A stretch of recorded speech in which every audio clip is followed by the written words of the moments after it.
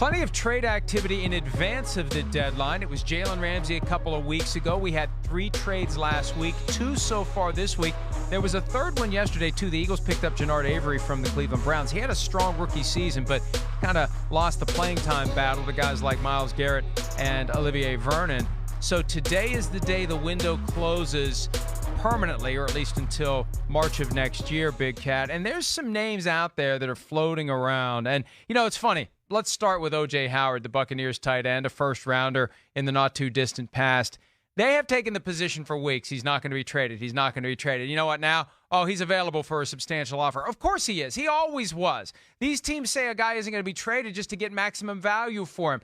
Almost every player in the NFL is tradable if you get an offer you can't refuse. And O.J. Howard is no different. And the Buccaneers at this point, they don't use him. Right? For whatever reason, he hasn't clicked with the Bruce Arians coaching staff. So you get what you can and you move on. Yeah, you put him in a new situation. He would be someone, because he's still young, that you would trade for, being like, hey, if we get him in a different system, kind of a change of scenery guy, maybe we can make something out of him because he was such a high pick not too long ago. Who are the teams, Mike? Who are we looking at for O.J. Howard? Who's kicking the tires on O.J. Howard right now?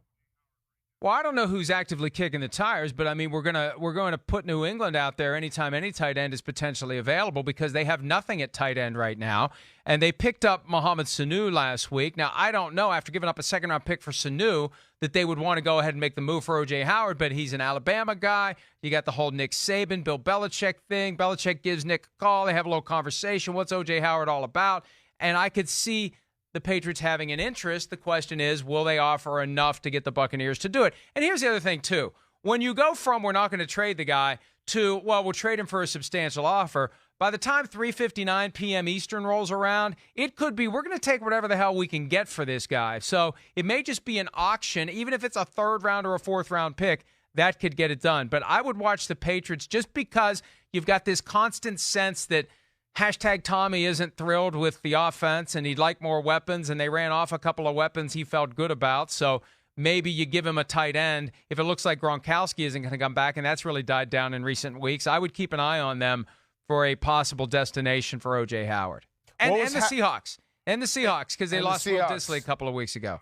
Yes. What was that #Tommy? What was that? What did you just do there? Tom Brady. We call him #Tommy from time to time. Yeah, Tom Brady. Okay. That's actually, you want to know the whole story? I'll tell you the whole story. When Scott Pioli was with us in 2013 on Football Night in America, he would refer to him as Tommy. So Dan Patrick started calling him #Tommy. So I refer to him as #Tommy from time to time. There's your story. I like that. That makes sense. And then the Trent Williams stuff is the other part, where have the Redskins sufficiently screwed this up enough for your liking? I mean, or do they still have time to screw it up even more? Because they have time to screw it up. It's crazy. It's crazy.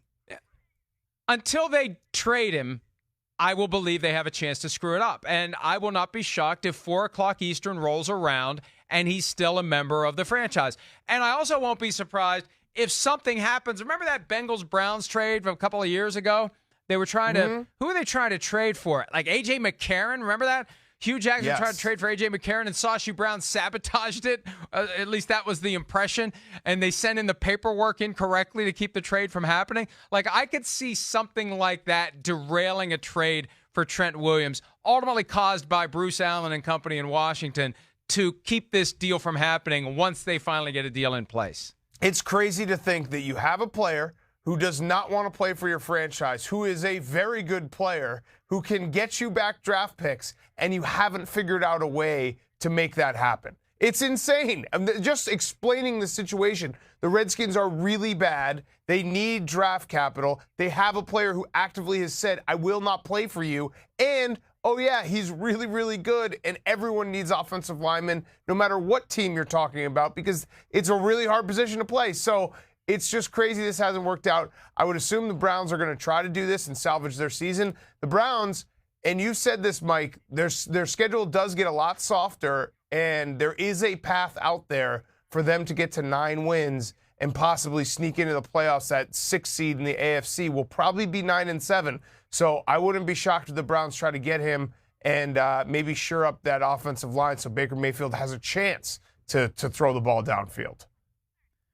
I think the logic for Bruce Allen throughout this process has been we're just going to refuse to engage in trade talks on Trent Williams until the final 24 hours because he's not going to be with us anyway. The draft pick that we get is still going to be the draft pick. Let him hold out and lose all that money. And then in that last 24 hours, we're going to make our move and somebody's going to give us what we want. And I don't think they're going to get what they want. The question is, will they take what they can get?